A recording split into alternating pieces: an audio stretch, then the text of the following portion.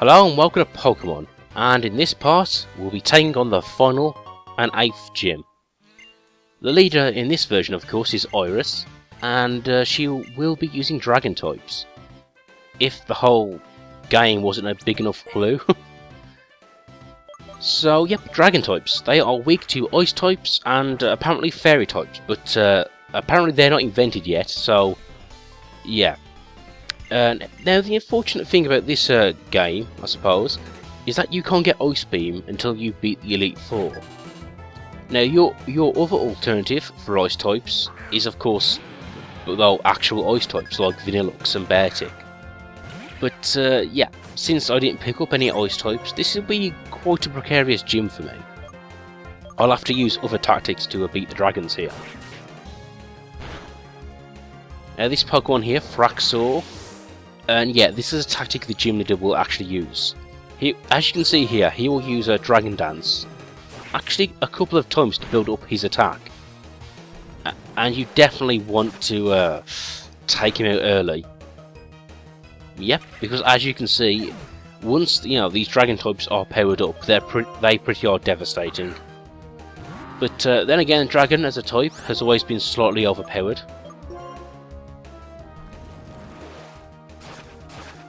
And speaking of which, I am happy that we've got this Fairy type to balance things out a bit. Well, I was saying that, even if they are weak to Fairy types, you have Pokemon like a Dragonite, that's like an Uber Dragon. And I'm guessing a Wigglytuff ain't going to be too powerful against it. It's like, yeah, Fairy might beat Dragon, but Dragon types still have really good stats. So, yeah. Maybe it will balance things out, maybe not. Now the gimmick of this gym is you walk along these statues of dragons, of course, and you sort of walk around and press switches, and that creates a path towards the gym leader. It's a fairly simple puzzle, but nevertheless. Now this Pokemon here is a Dragon Dark type, so fortunately it is weak against Bug types. And ooh, its evolved form is something you really shouldn't mess with.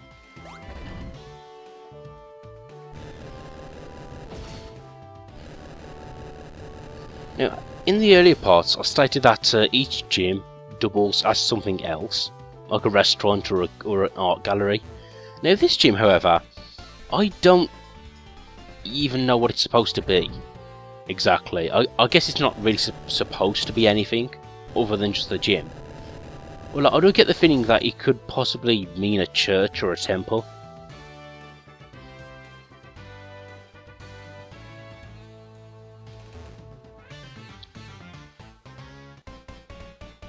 Now fortunately the Dragon users in this gym will give you a sort of taste of what strategy the gym leader will use. So yeah, it's good practice actually.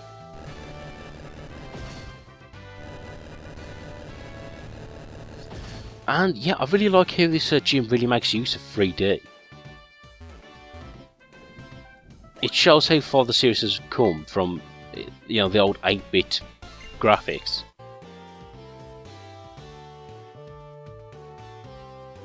But yeah, there is sort of a linear path to these puzzles, so even if you get lost, a bit of trial and error will get you through.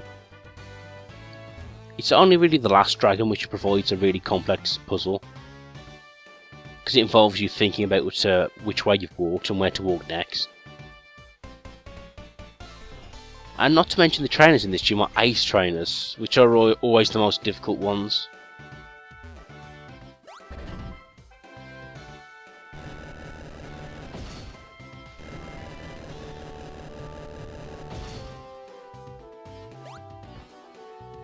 Yeah, this is the one which requires a bit of a little complex thinking.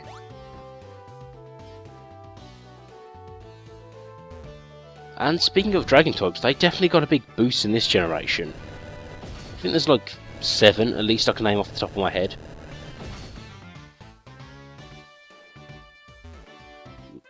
Actually, I would say there's probably 9, including legendaries. Well, I'm just taking that number off the top of my head.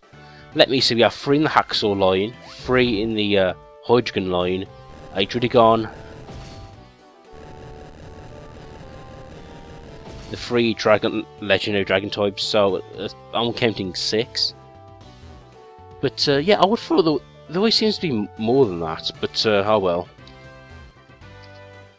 Yeah, but nevertheless, this generation is definitely big on the dragon types.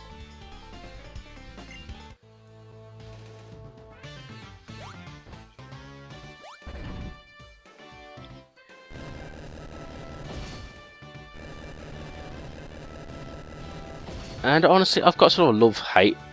No, actually, I'll say I'm quite annoyed by dragon types. Just because they're slightly overbalanced. So, I'm never going to use one because they seem slightly overpowered. But they do end up being obstacles in my way. Particularly Cynthia's Garchomp from Gen 4.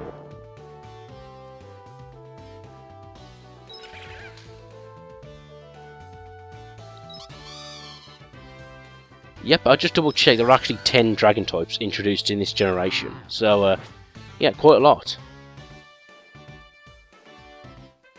But anyway, you see my team, I am actually going to start out with Team Curry this time.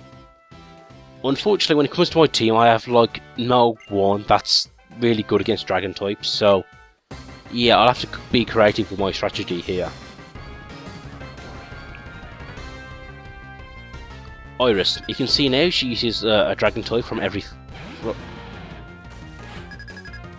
Now what I mean is she uses 3 dragon types. A Haxor, a Druddigon, and a Haxorus.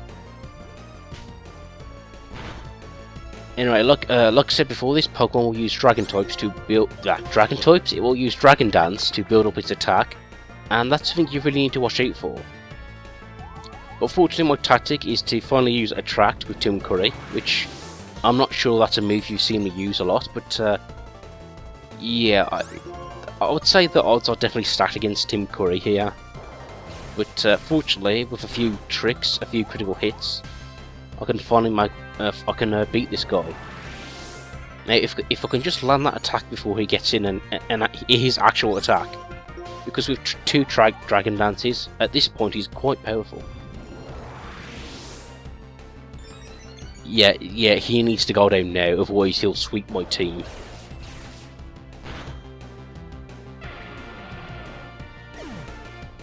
Yeah, I was hoping that Team Curry would get a critical hit, but oh well.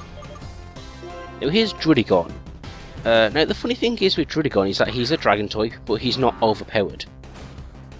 And I'm actually not sure what exactly he's supposed to be. I mean, I think he's supposed to be a gargoyle. And if you're wondering, even though he has wings, he is a pure dragon type.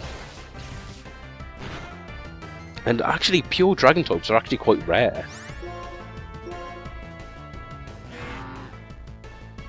Now, I'm going to leave this one up to Brooker here. Again, I have nothing really weak against him, but all I can do is just use these powerful attacks. Or in this case, I'm actually using Growl to lower his attack. And now switch out to Swanna here. Now, the idea behind this is just send out Brooker to lower his attack, and then send out another Pokemon to finish him off. Again, I have this small rule about trying not to use healing items, so I'm only using the moves my Pokemon have available to them. Which is why I switched out Brooker instead of using a heal item on him. Now, of course, being a dragon type, he is resistant to water, so I'm going to use Fly to sort of hopefully try and finish him off.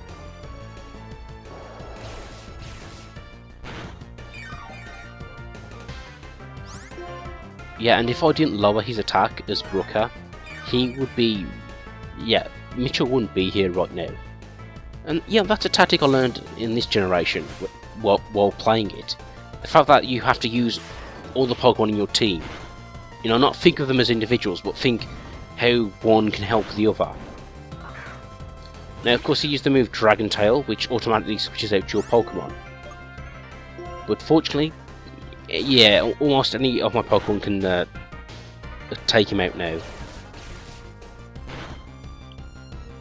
Ooh, that was a nasty critical hit.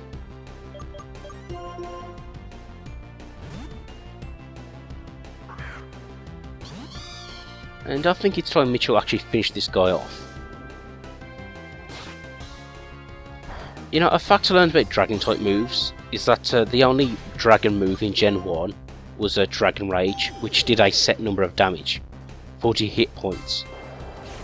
Yeah, so in Gen 1, Dragon was weak against Dragon, but that's something you really couldn't use in battle.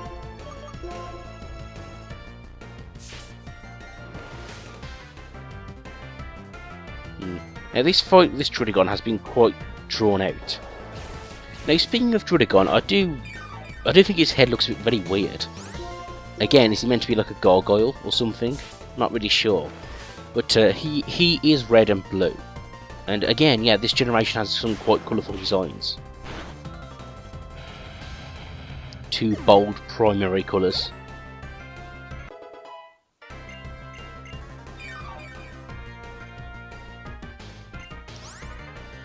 Ooh, now this is the next Pokemon is a Haxorus. So called because his head looks like a hacksaw. And I must say, he looks badass. He really does. He's got such a cool design. Now I think I want to compare him to Dragonite or Tyranitar, but I don't think he's as powerful as those Pokemon. Now granted, unlike those Pokemon, he's a pure Dragon type, so he doesn't have a 4 times weakness. And I think that's a case of the game sort of balancing out these Uber Dragon types. So he's not as powerful, but he doesn't have that crippling weakness. Unfortunately, Mitchell did burn him with Scald here, so yeah, once he's burnt, his attack is lowered. I've planted Leech Seed, and essentially now I'll just sort of play the waiting game. Now in previous parts I made a big deal about the move Coil, which is sort of this non-damaging move which raises his attack and defense. So each time I use this move, his attacks will do less damage, and my attack will be really high. Now granted, Dragon is weak against grass types, which is another reason why I'm doing this, to make sure my grass attack is quite powerful.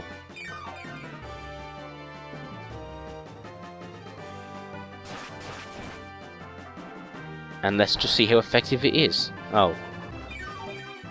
After all that, it still only did a bit of damage. But it's okay, he's got a Leech Seed and he's burnt. Okay, I think I've got this one in the bag. And this is another tactic I've found out in this generation, is that, you know, don't just rely on super effective moves. Use sort of other tactics to whittle down your opponents. Again with a Dragon Tail. Ooh, now, a negative of being forcefully switched out like that is that all the stats increases I just gave to Cumberbatch were lost. So if I was planning to finish him off with one really powerful move from my superior, yeah, that tactic was lost, but it's okay, Jack Black will finish him off. Or he won't.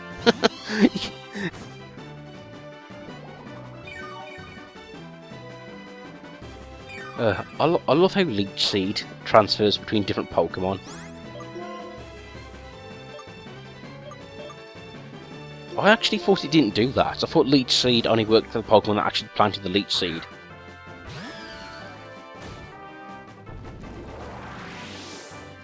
Ooh, Dragon Dance. That would be slightly threatening if he wasn't about to die now.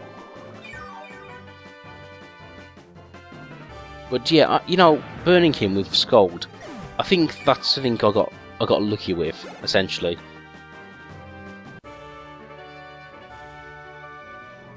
Oh, thanks, Iris. You know, it sure was great battling you. So, hopefully we'll meet again one day.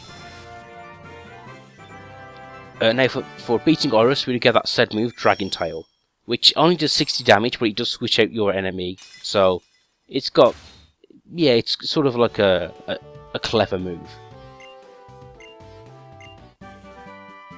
And of course, Superior can learn Dragon Tail, so yeah, I think I do teach it to him afterwards, because you know, having a Dragon type move is actually a good idea for this game, especially coming up with the battles coming up later on.